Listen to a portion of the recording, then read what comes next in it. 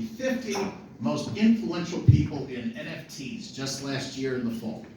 Diana collaborated recently with the Whitney Houston Foundation on a project that combined an unreleased Whitney Houston recording with a work of art created by Diana, and combined together and sold as an NFT, it raised $1 million for charity.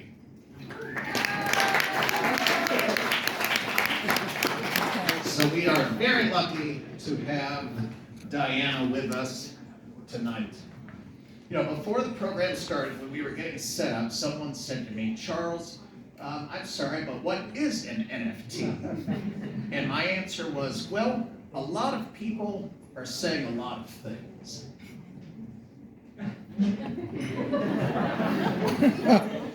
And to move on from that, for the purpose of tonight's program, here is a working definition of an NFT. NFT, non-fungible token.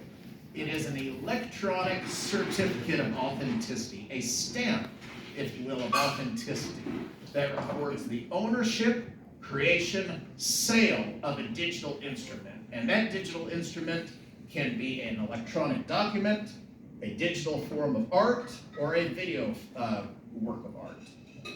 Now the NFT is recorded and preserved on the blockchain network, which is just, think of it as a database, a repository for these digital stamps, if you will, of authenticity. Now the NFT is not the medium of the artwork. The artwork remains the digital, visual, animated, music, graphic artwork, or all of the above. So for an artist that works in that media, the NFT is simply the tool that makes it easier for the artist to sell a digital work of art, and also makes it easier for the owner to confirm their ownership and provenance of the work. So there is, as I said, a working definition for tonight of an NFT as we get started with our guests' expertise and insight. Starting with Carly, whom I wanted to ask, as a museum professional, working with a number of different museums in addition to the, of course, American Folk Art Museum, what is the museum sector doing in this field, and how are they responding? How did they respond initially when NFTs became as popular as they are? Yeah, so thank you all for being here, and thank you for having me. I will caveat, I am not an expert in NFTs, just to start out with, but I know a lot about museums, so I can talk about it from that perspective. I have to say that in, it was March 2021, so almost a year ago, an artist that I never heard of, named Beeple, sold something I had never heard of, called an NFT, for a ridiculous amount of money. And everyone in the sector, in the fundraising sector, went, huh? Because you can't talk about that much money without someone on your board or thinking like, oh, is there some way that we could use this tool to raise money in the arts sector? And especially since the arts have been so hard hit by the pandemic, museums are not immune to that. And so we're looking at new and innovative ways to fundraise for museums. And when you're talking about this much money being made in NFTs and in the art world, we can't help but we need to investigate that. So a year ago, I started investigating that, and looking at what other museums are doing across the sector. For example, I think there's two ways that museums are intersecting with NFTs. One is taking NFTs into their collections, so owning NFTs and the responsibility that comes with that, because they are legitimate art forms. And the other is using their collections to make NFTs, which they would then sell to benefit the institution, right? So both of those things are problematic. And here's some examples of institutions that are already doing it. The Institute of Contemporary Art in Miami was one of the first museums to take an NFT into their collection. It was donated. It was one of the CryptoPunk series, and that is part of the Institute of Contemporary Arts in Miami. It's part of their collection now, is an NFT. They're one of the first museums, first and kind of maybe the only museums that are accepting NFTs into their collections. And I can elaborate on that in a little bit. The British Museum, probably many of you heard about this, took the works of the Japanese artist Hokusai. They had a big Hokusai show, and they made NFTs out of the whole series of works, including the Great Wave, you know, that famous print that's like the wave. And they sold that NFT as an edition 1 of 1 for 10.6 Ethereum, which I'm sure you all know is about $45,000. So they took a work in their collection, made an NFT, put it up for sale, and sold it and made money.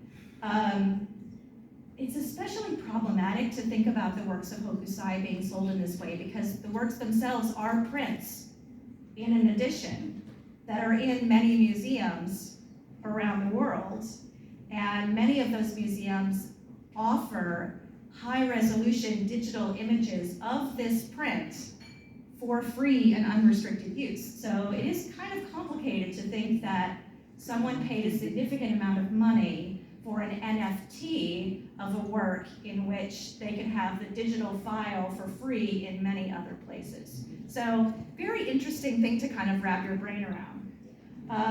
But many of them are still available for sale. The NFTs are on some of the more popular NFT platforms, and you can buy them for a variety of Ethereum. I guess Bitcoin is done, but those are still available.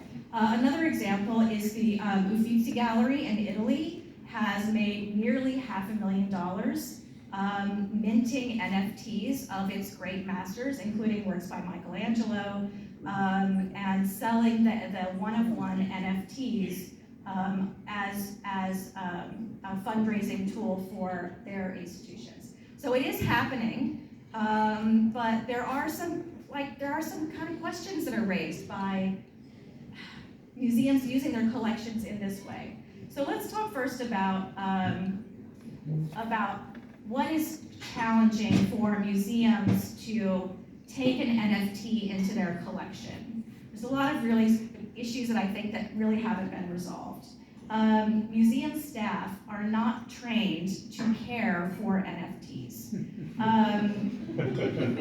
If you ask collections departments of people who work at the Folk Art Museum or people who work at other museums, they don't really know, like, how do you care for an NFT?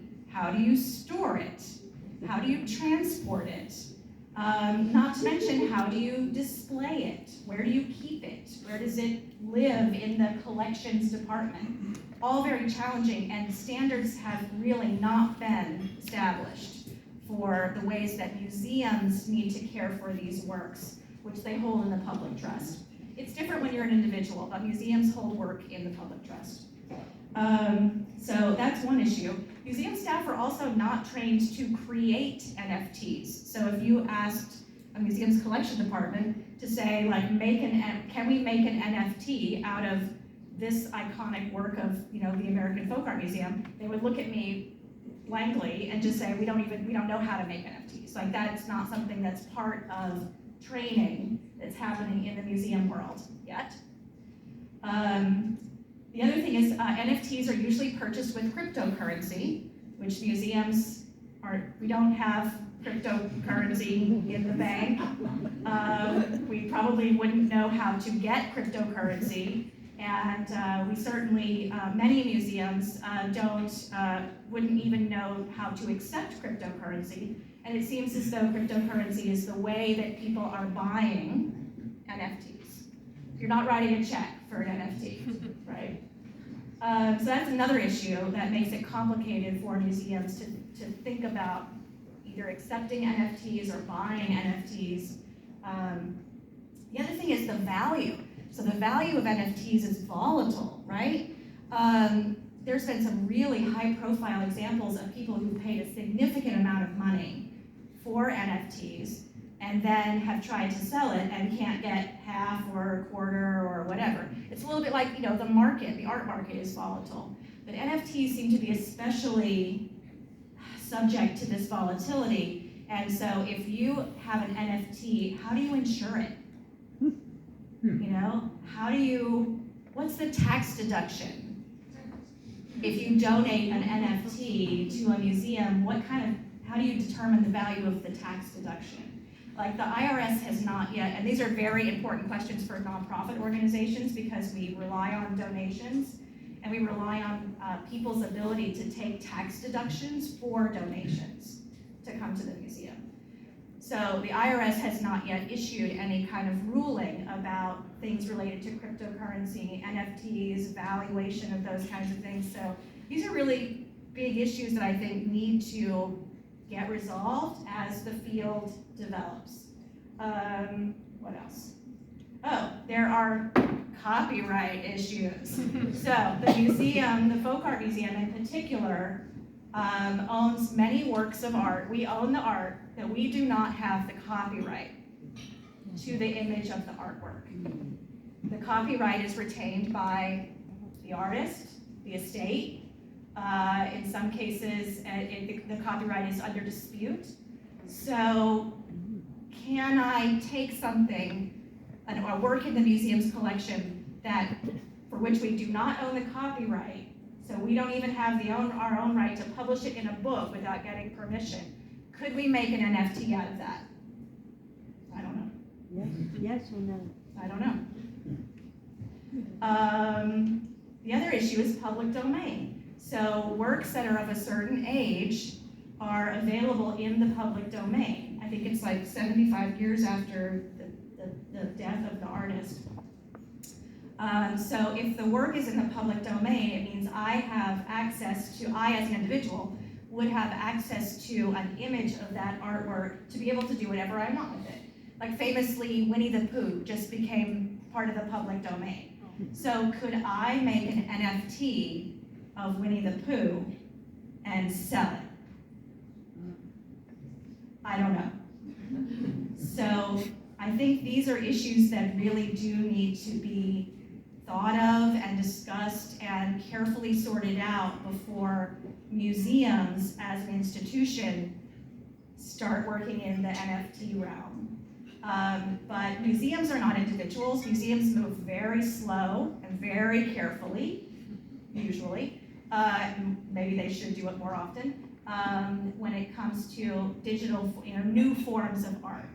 I think a lot of museums are just at the forefront of collecting digital art. Not to mention, digital art's been around for what, 20 years? More? Yeah, far more. So we're just getting, some museums, especially museums with collections like the Folk Art Museum, are just now getting around to the idea of digital art, not NFTs. So that's where we kind of are right now. Second page of my notes. What are museums doing? A lot of museums are doing what we're doing right here, is having conversations, bringing experts together. I'm not an expert, but bringing people together to talk about what are NFTs, what do they mean, who are they for, who do they support, what kinds of work can this bring to what kinds of audiences. I think these are really interesting conversations, and I think we're going to have this really interesting conversation tonight. So, the Folk Art Museum in particular. Is the Folk Art Museum minting NFTs? Is the Folk Art Museum accepting NFTs into our collection right now? No. But as an institution, you're right, why not? As an institution that supports self-taught artists who did not have the traditional opportunities to engage in the mainstream art conversation, and people who are considered outsiders or outsider artists, should we be having these conversations? Should we be talking about it? Absolutely. So that's my perspective from the museum world. So challenges for museums and challenges for appraisers. My background is as an appraiser.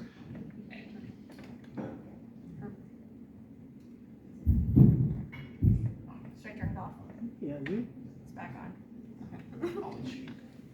My background is as an appraiser, and the IRS requires that in order to appraise an estate, a particular body of work, that you show a competency in that form of art. So an impressionist art appraiser would not appraise a collection of sterling silver, for instance. But with NFTs, when there is an estate in the future that has a large, and it could very well be multi-million-dollar collection of NFTs, it will be a challenge for appraisers as well. Now, for the perspective of an artist who, if I may, just celebrated her 18th birthday,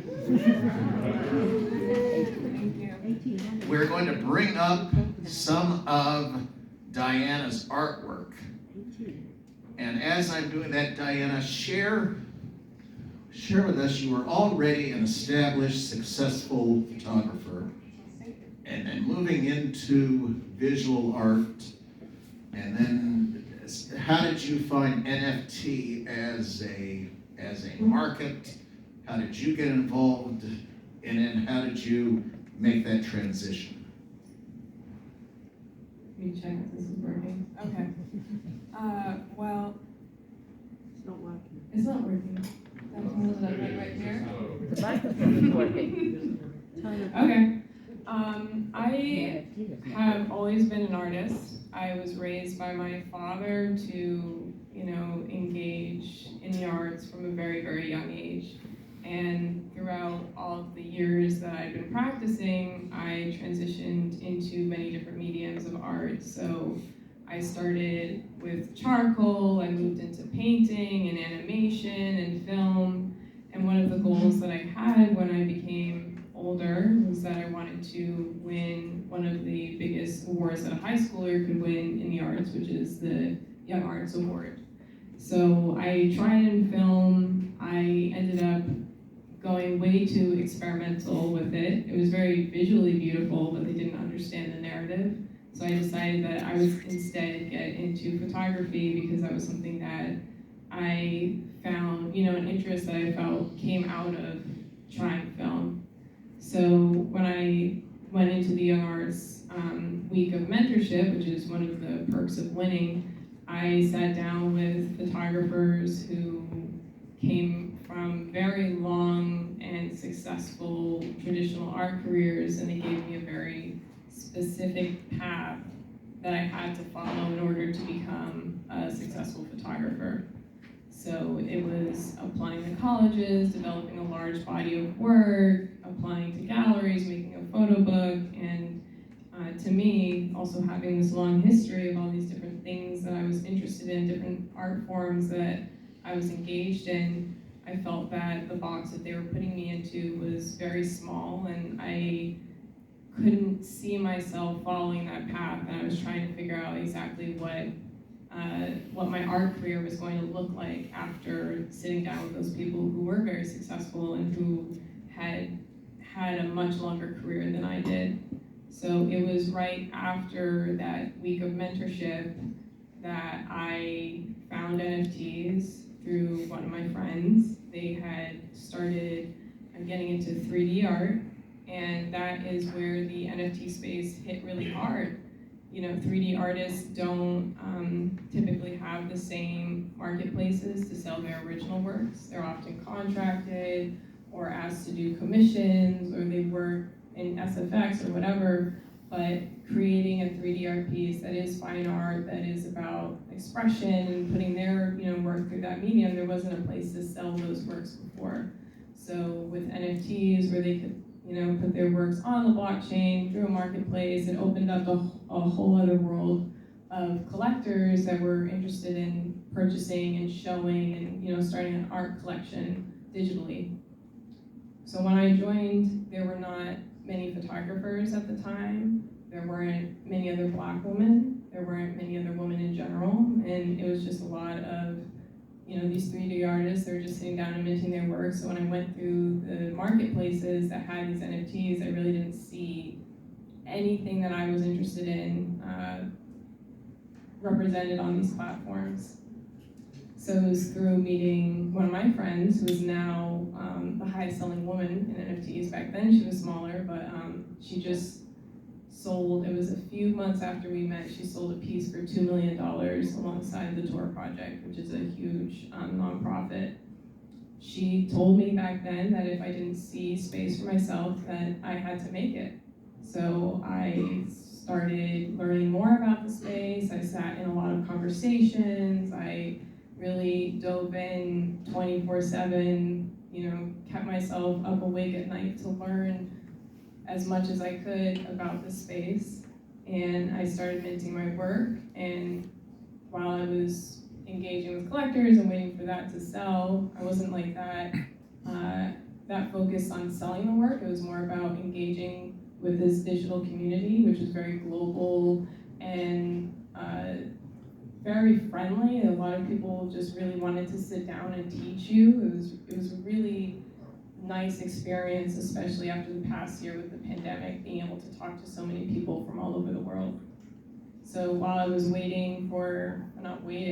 my work was minted, not selling at that point, I was onboarding a lot of other photographers and Black women and just trying to get the education out there. I sat down and I did talks, and then that kind of culminated in curating my own show, which was, it debuted in New York. We had all 18 Black artists. Their art was shown all over the city on the, what do you call them?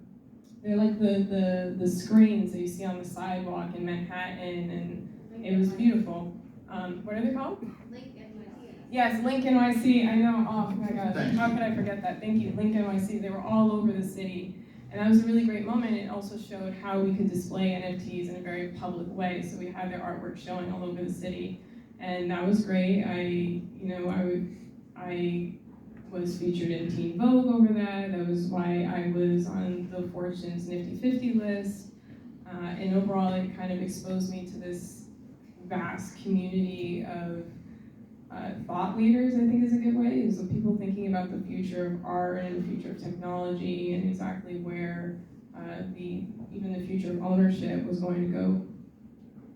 In getting to following your work and following your career, you were 17 when you worked with Quincy Jones in Miami, the Whitney Houston Foundation. I think that project, I read about it in Rolling Stone magazine and read it in a number of different NFT and art publications, that this NFT, again, it just was so exciting, and a never heard before, unreleased track by Whitney Houston combined with artwork that the track inspired you to create and then sold for charity. Please tell us about that experience. That experience was wild. I mean, also with obviously it was wild, but in the NFT space, things move with a very, very tight turnaround. I mean, I'm finding out about things today. I had a meeting today, and it's like, okay, yeah, in 2 weeks you're gonna fly out to Austin, you're gonna do stuff at South by Southwest, and blah, blah, blah. And it's great, but that's how I always envision my career and how I like to move before I joined the NFT space. I was finally around a whole bunch of people who had the same drive and the willingness to work so intensely. So when I got asked to do the project, it was extremely tight. We only had about a month to put it all together. It was a collection of 4 artworks. I was able to hire a team of Black women who loved Whitney to be able to create these artworks with me, model for it, and all of that. And it all culminated, kind of at Art Basel, where I got to sit down with Pat Houston, her sister-in-law, and we did a panel on it. I created a collection of multimedia artworks that were inspired by not just her career, but the type of person that I felt like she was, that I learned throughout talking with her family, from watching her music videos and her interviews. I just saw that she was a very loving, caring person who was very focused on helping uplift the woman around her and her family. So that was what the collection was about. It was about her, but it's also her, dedication to helping youth and uplifting young artists. So, we put together quite a few artworks, and what was cool was speaking with her family. We learned that I had a lot of connections with Whitney. Like, Whitney and I have the same middle name. When she recorded the song that I used for the artwork, she was 17 and I was 17 when I made the artwork. She grew up in the same area of New Jersey as me. There was a lot there that really made this experience very authentic and personal, which I feel like a lot of people don't get from the NFT space. People see it as very like cold and transactional, and you just send cryptocurrency to an anonymous account and get some PNG back, and that's really hasn't been my experience. So I think that also the Whitney Houston drop is a great example of how community-oriented this space can be as well. I mean, during the auction, we were watching, it was two people that were going back and forth, and they were bidding like hilarious numbers. It was like, $222,000, then $333,000, and we were sitting on a group call on Clubhouse, if anyone's familiar with that, and we had like a room full of like Whitney fans and artists and people that were a part of the project, and people from, it was Whitney's sister-in-law, Pat, was there, and we were all just sitting there cheering, and I think that it would have been nice to, yes, be in a room together, but, there's still ways that we found digitally to be able to connect and celebrate these wins, because everyone is all over the place, but we found those ways of connection through these digital mediums like NFTs, like, Twitter or Discord or whatever you have, and it's been a really great experience. I really wish that I could announce that the owner of that NFT is with us tonight and ready to show it. Imagine. But we do have some examples of Diana's artwork, and I was thinking, I pulled up the three. I love them all. I would love to own any one of them. I would love to own a customized, bespoke NFT that commemorates a special evening we shared together at the National Arts Club. But should I bring up Dare I Dream or Confronting? I would love to hear, again, the medium is the artwork, which is different from the NFT. The NFT is the tool, the provenance, the stamp of ownership. But could you tell us how you created one of your works, and which one do you think we should Do Dare I Dream. Okay. All right.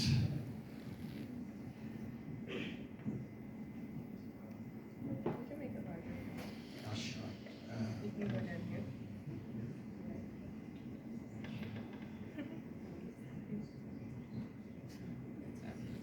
Yes. There you go. So yeah, of course. Dare I Dream in Melanin, that's one of my artworks that I've created, one of my one-of-ones. So one of the things I've been learning to do while talking on these panels is I will go into all of this jargon and specific words in the NFT space, like DAOs and bullish and blah, blah, blah.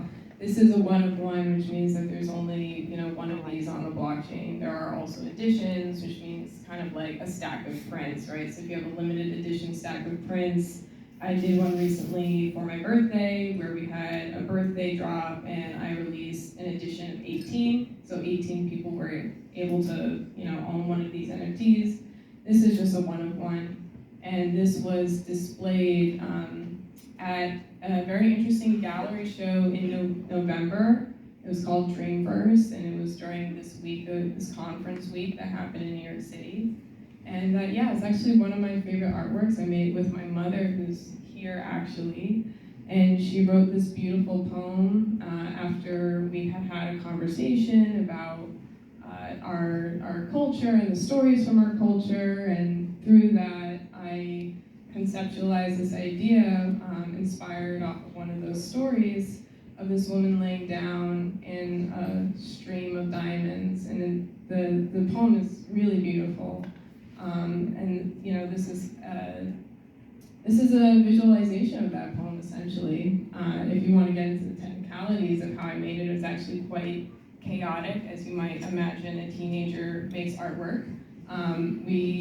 I had the whole date scheduled out for when we were going to get this shoot done, and I just could not figure out how I was going to get the reflection in the water and the light on her face. Like, I had the vision of what it was supposed to look like in my head, but the execution of it was really stumping me. So the day before, my mom and I went to Home Depot, and we were just walking down the aisle until we found a plexiglass. It was like a plastic plexiglass COVID barrier that people use. Yes, yeah, you probably already see where I'm going with this. It's a COVID barrier that cashiers use, so they put, you know, the cash underneath it. So we were like, wait a second, a head could kind of fit in here, and then we could have like this plastic thing on top. So it was very messy. Actually, you might be able to watch it later because Hulu came and they recorded, you know, this hectic moment in the studio. But we had this plexiglass barrier set up as a tabletop, and we had the model lay down on top of it, and we had a light underneath it, and then we just poured gallons of water as diamonds, you know, flowed down her face. And she's also an artist in the space, so and a photographer, so she completely understood as her jeans got completely soaked. But overall, I mean, the experience was very fun. I always tell people that my set days are very fun because we're often laughing and giggling the entire time. But at the end of it, like, seeing it come on camera, I think that's one of the most satisfying things to me, because I'll often say, you know, people ask where I get my ideas from, and it's through conversations or just sitting around or reading or seeing something, and then this image will pop in my head, and I know that, you know, it has to come out of me somehow. So I, you know, end up working backwards from this you know, image that was just materialized and then having to make it into a reality. So that happened with this piece. I saw it in my head, and then when we took the first picture, I knew that, you know, we had done it. So that was the creation of Dare I Dream of Melanin. All of Diana's work is magical, and you can find it online. I wanted to ask each of you, you both have connections to collectors from different points of view. And I look at this work, and I would love to have this on display. I would love to have other works of yours, of similar works of art on display. But how would a collector display such work? Because, you know, I wouldn't want you to walk into the apartment and it looks like a showroom for a PC Richards. So how would one display from both the experiences you have working with so many collectors? How do they, once they acquire a work of art like this, showcase it? Can I grab this one quickly? Because I actually just had a very interesting conversation. So I can say only but so much, but I'm currently working with a major auction house on a project, and I'll leave it at that. And one of the things that I've been thinking about for a long time is when I've imagined what I wanted to do, I have always wanted to have these artworks shown very massively, like, you know, the size of this wall right here. But the technology hasn't yet really come out for something to be that high quality and gallery level to show artworks like this. I think there have been like a few examples, but not many that I have seen that have been satisfactory to me and the quality that I wanted. So it was this past weekend when I was, you know, celebrating my birthday, and I was meeting many people in Web3 in LA. I had met this woman who's working right now on this technology for exactly this reason. She was telling me about how she's trying to, or she is in the middle of creating these gallery level screens to display and be able to interact with NFTs. which I found, like, I was so glad that there was someone doing that. And there are quite a few people that are now doing that, but I think that what we found is that many people are seeing that there are these gaps in the space, like this need for certain things, and kind of like what you were saying, the museum needs certain things to be able to move forward with it. And part of that is also like displaying it. No one wants to just have an iPad open at a museum and be like, this is it. No one's gonna like that. I wouldn't. So I think that that is a really cool example, and I want to collaborate with her, hopefully, by the time that that project comes around, to show artwork like this, which I do think is deserving of that quality of, you know, the display. Yeah, weren't you also talking about like an infinity cube or a cube or like some way of displaying An that you're infinite object, sorry, yes, infinite yes. object cube. But that's another way that you can display NFTs that you own personally. Yeah, so Infinite Objects is a product that I don't think it was developed specifically for NFTs, but it shows videos, so I think people before might have like just uploaded their home videos to play, kind of like a Hogwarts type, you know, moving picture thing. But it was recently when, you know, people were starting to look for ways to display their NFTs, their moving artworks, that, you know, this website, this product company just got in a huge influx of people ordering their artwork. So it's pretty common that you'll see it either in the description or an artist will talk about it, that yes, this artwork comes with an infinite object. So they're now obviously collaborating a lot in the NFT space. I know like many galleries and people that I'm friends with or partnerships with them. But it is like this cube about like, you know, the size of this, and inside of it is a screen that will play your, you know, preloaded video. You have to like charge it and stuff, but it, you know, I could just put that up in there and it would just play on a loop and people would be able to have it. I think that there are going to be better ways for that to you know, better products that will come out, but right now that is what a lot of people are using, and it's, you know, it's worked.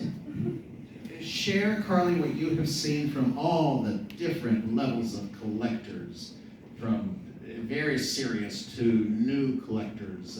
Sure. Because, you know, I think if I had a collection, I think it would probably look very cheap and tacky. So how do the real collectors, how do the real collectors showcase their work? My mic just went red. Oh no. You want to borrow mine? Yeah. Okay. So I'll give two examples, one of which was a recent exhibition that we had at the American Folk Art Museum called Photo Group, and it was about self-taught vernacular artists working in photography. And Charles is going to pull up the image. Yeah, so we showed the work of an artist, a self-taught artist named Ishiwo Sugino, and he is an Instagram artist. He transforms his own face using very like DIY materials into famous caricatures. He lives in Japan. As far as I know, he does this himself, by himself. He photographs himself, posts it on Instagram. You can follow him on Instagram right now. He posts every once in a while. But we wanted to include him in this in a museum exhibition. And so, as an Instagram artist, how do you show the work of an Instagram artist in a museum exhibition? And this is how we did it. So the next one. Oh. Yeah. So you can see the title wall, Photo Group. That was the title of the exhibition. And on the large screen, you can see one of the works by Ishiwo. I believe he's John Lennon, right? So what we did was we used a pretty big screen. You can go to the next one. You kind of get a sense of the scale of the screen. And I'm not sure who he is in this. He's trying to be in this one, but we kept the Instagram frame. You can see all the Instagram buttons are kind of down there. So we wanted to replicate the Instagram experience, just bigger. You see one more? Salvador Dali. And so this was a real challenge for our curatorial department in like, how do you take someone whose work only lives on Instagram and show it in a museum? And this is clearly an artist whose work the curators found real interest and value in. And this is an artist whose work I think could benefit from the NFT process because as far as I know, he doesn't make prints. He doesn't sell his work. There's no mechanism that I know of that he's using to monetize this work, which would allow people to collect it, which would allow it to become into the collection of the American Folk Art Museum. So this is how we showed it in the actual museum. I think there's one more slide. Excellent. Oh, Dalai Lama. This was on a loop. And then go to one more. We did a publication, so there's a beautiful book related to the exhibition Photo Brut, and this is how we represented his work in the publication. So there's another challenge, like how do you take an artist whose work is primarily based in Instagram and document it in a publication? And this is how we chose to do that. So we removed the Instagram frame and then did it in these panels like this. So if this artist were to make NFTs, this would be something that I think that our collections department would want to seriously consider acquiring his work as an NFT and not a photograph, because there's something more true to the process of what he's doing by a born digital medium and collected in a born digital way, right? And then I'm also a collector myself. I love art. I love buying art, and it doesn't. I seriously doubt your collection will look tacky next to mine. But I recently came across an artist whose work has also been primarily come across to me through Instagram. But this is the artist David Henry Brown. He goes by David Henry Nobody. He's a performance artist based here in New York City. I thought he might be here in the audience tonight. David, if you're here? No, okay. So he goes by David Henry Nobody, and he is, he's been doing these transformations of his own self, his own body, that are weird, grotesque, subverting traditional notions of beauty. I think if we go to the next one. So I bought this piece. Wait, go back to the Barbie one. So I bought this as a photograph in a benefit auction to support the American Folk Art Museum. Love to support my own team.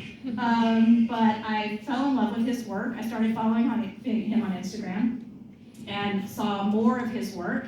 So go to the next slide. These are just some more examples of his radically, deeply weird personal body transformations.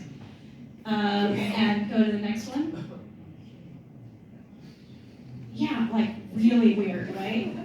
But I fell in love with these. But David has been selling and marketing his work, and he's a performance artist who's got many other series besides these. He calls them reassemblages, reassemble collage with his own body. He's got other. I encourage you to follow him on Instagram. He's just wacky. He's like keeping the internet weird is his motto. But this past year, he started minting these as NFTs, and he's had a phenomenal year. And I think, as an artist, it's just so hard to figure out a way to monetize your work. The piece that I own is a photograph, but if I were to buy an NFT and figure out how to get Ethereum, this is where I would go, and this is an example of work that I think is truly innovative and interesting, along with Diana's work, that is just kind of blowing up the internet and really making it available to a much, much wider audience. And David has also, in addition, as a performance artist, you can imagine he quickly adopted the performance way of making little performances. And let's go to one more. Oh yeah, this is his, can we play? So now these are NFTs that are available. That's fantastic. Self-roast with toast. That's fantastic. I mean, they're just, and I've got one more, if you'll bear with me. I mean, deeply weird, I said it.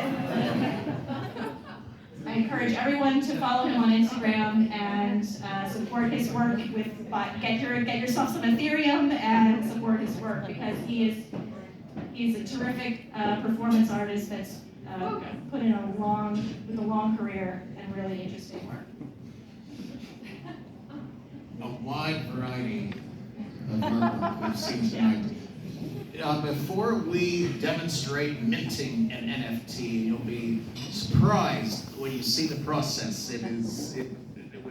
We'll demystify minting an NFT. Before we do that, and as I set that up, Diana, you've had some very exciting projects just this past weekend, just in the last 48 hours you've been working on. Please tell us what you're working on and what's coming up. Well, actually, you know, it's interesting. The first thing that you said was that someone donated a CryptoPunk to which museum was it? It's the Contemporary Institute in Miami. The Contemporary Institute Yeah, in Miami. So the man who did that contacted me several months ago, wanting to purchase one of my NFTs. And one of the funny things about the NFT space is everything's digital. People don't come to face to face. So at first, I did not know who this was. I just got a weird message like, I want to get one of your NFTs, like just on Instagram. And I was like, okay, email me, you know? So we talked back and forth. It was, you know, I didn't hear from him actually for quite a bit, and I just had assumed that whatever happened just dissipated. And I did look him up, and I saw that he had donated a CryptoPunk to that museum. So I was like, okay, I think this guy's legit. So he this past weekend, part of the NFT space is actually like very, I will admit, very hype beasty. So I did, people were very excited about my birthday. I'd been 17 for the longest time during this, the longest time during, everyone met me when I was 17, and then, so my 18th birthday was very big. My lawyer who's here was like, you can finally sign contracts on your own. So one of the biggest platforms wanted to do a drop with me to celebrate my 18th birthday. So I did a two-piece collection about adulthood and growing up and what I'd experienced as a child, and just like a whole bunch of different things. I did like a performance art video piece, and then I did like a multimedia photo videos piece. And he ended up purchasing each one from the collection. He got one, which was an edition of 505, and then the other one, which was an edition of 18 of 18. So I was like, oh wow, I saw that you got two of my pieces. And he's like, yeah, I want to get more. So I guess, I have a collector for life now or something, but I thought that was pretty cool. So I had that drop recently, which ended up going very well. All of the pieces sold out. People were really excited about it. Coming up, I am working on I am debating. What's cool is that with all these opportunities coming up, there are lots of different ways to intertwine them, and I'm still trying to figure out, if I do something over here that can be connected to something I do at this event or this party. So I am figuring out exactly how these things are going to play out, but I am working now on building out a large collection of photography pieces for a platform started by one of my really good friends, Justin Aversano. He sold an NFT of a photograph that he took from a collection that is done amazingly for $1.1 million at Christie's a few months ago. So he started his own platform to support photographers, and we have, a project planned for June. And I think that I'm just trying to honestly transition well into adulthood. I am, you know, going. Thank you. I mean, like, I need to learn how to drive. Like that one, I'm getting that one together in the next few weeks. So, you know, through that, also working on doing projects for myself, because that's also something that I've learned as a young artist. Like, once people started recognizing my name and wanting to work with me, if I like took an iPhone photo, people were trying to put it on their platform to make money, which is like, you know, it's totally cool and fine, but I want to build up my own archive because I also have, I still have the dreams and the aspirations of a traditional art career, because I think I can do both, where I would like to release a photo book of unreleased photos from Diana Sinclair's youth or whatever later on, and that means that I can't put out every single thing that I do, even though right now it's really easy to do that. So I'm working on that collection. I am also working on the project that will be coming out with the auction house, which I'm not supposed to be really talking about, and a whole bunch of other things that are really cool. I'm also now able to travel a lot more than I ever was before, and that was something that really excited me. So this year, I'm probably going to be all over the place. My mom, for my birthday, got me like a set of four pieces of luggage because she knew how, you know, excited I was to travel, and you know, I think that was one of the best birthday gifts I got this year. Well, I have good news for everyone. Carly and Diana are staying with us. There will not be a Q&A per se tonight, but they will be with us at tonight's reception that will last until about 8 o'clock. So everyone will have a chance to congratulate, ask questions, and before we go to closing remarks, in the few moments we have left, I was going to demonstrate why and how one would mint an NFT. Here are two examples of artwork. In this case, as I shared, I'm an appraiser. This is in a private collection. This is in a client's private collection. And they would like an NFT to accompany the work, as they would like to have it, you know, the NFT shows proof of ownership and shows, shows the date of creation. So should anything happen to this work of art, the NFT, in their feeling, would be the ultimate proof of ownership. Pardon me a moment, everyone, as I connect. The other work of art is by a young artist who started with crayons and colored pencils and is now doing artwork on an iPad. So this is the first in her series called Gato Galaxy. And so I was going to say, let's vote on which one to mint, but it would just break, you know, I love both of these works of art so much. Let's demonstrate minting Gato Galaxy. The way one does that is you have an account. In this case, I open an account on OpenSea, as it's one of the platforms for buying, selling, trading NFTs. You might see a little bit of account information, but don't worry, it's nothing proprietary, and I trust everybody in this room. And I think if somebody did steal my identity, they'd be very disappointed. So it is actually quite, it is not difficult. It may not be difficult to mint an NFT.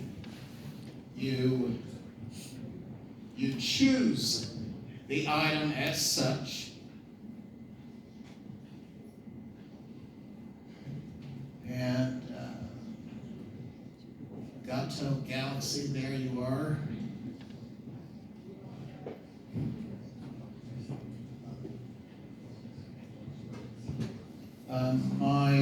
This artist will be thrilled. I think I'm going to get, you know, she said this was #1 Well, why don't we be clever and we'll call it 1001. Give it a little more character. And then as you mint it, you literally add the information about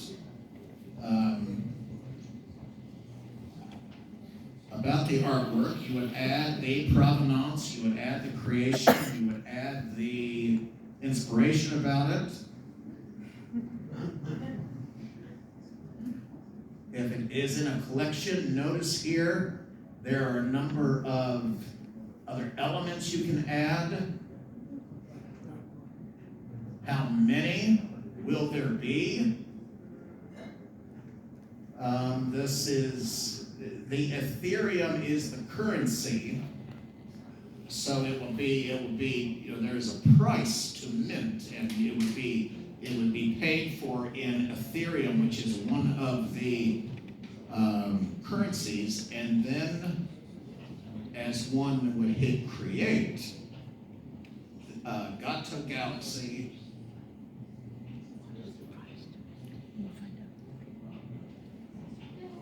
all right, we have minted an NFT, everybody.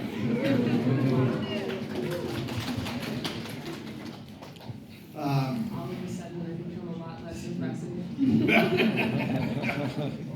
And for how much? Now, this is just wanted to show every element tonight that one can show within an hour about NFTs. And to start off, Carly, if you'd like to help close with any remarks about the Folk Art Museum and So the Folk Art Museum is celebrating our 60th anniversary, and we have an exhibition. I know, 60 years. We have an exhibition open now called Multitudes, which is looking back over our 60 years as an institution. There's over 400 works of art available to see. No NFTs, but there's lots of great artwork there. And of course, the Folk Art Museum is open for free every day to anyone. And it's across from Lincoln Center. If you don't know where the Folk Art Museum is, I hope you do get to go visit and see the exhibition and celebrate the museum's 60th anniversary. Thank you. thank you for your expertise and insight tonight, Carly. Like I said, everyone, please stay with us. We'll have the reception here until 8 o'clock. Diane, you shared so much about your career and the excitement and your achievements. And I know I already asked you about what you've got coming up and what you've been working on recently, but how do we follow you? I would say Instagram and Twitter are the best places. Diana E. Sinclair. I'm trying to get the E out of there, but you know, I've got to get some people kicked off first. But yeah, right now it's Diana E. Sinclair. And if anyone is interested in watching an auction, I'll soon be putting up one of my pieces alongside Dara G. Melanin coming up soon. It's going to be minted on the 26th, but I want to make sure that the auction happens at an appropriate time. I don't want to just have an auction amidst what's going on in the world, so it will be minted and it will be put up soon. So I think that is a cool way to look at a new one of one that will be on the market soon. Thank you for your expertise, talent, and congratulations and bravo. Thank you, Charles. Thank you. And thank you to everyone joining us at the National Arts Club tonight, supporting tonight's program. Thank you for supporting the arts in New York City, and please follow what else the National Arts Club is doing. Our website is nationalartsclub.org. Please follow along for other events. Should you have any questions about the club, please contact me there. You've got the information to keep in touch with Diana and Carly. Thank you both again. The bar is open, everyone. Good night.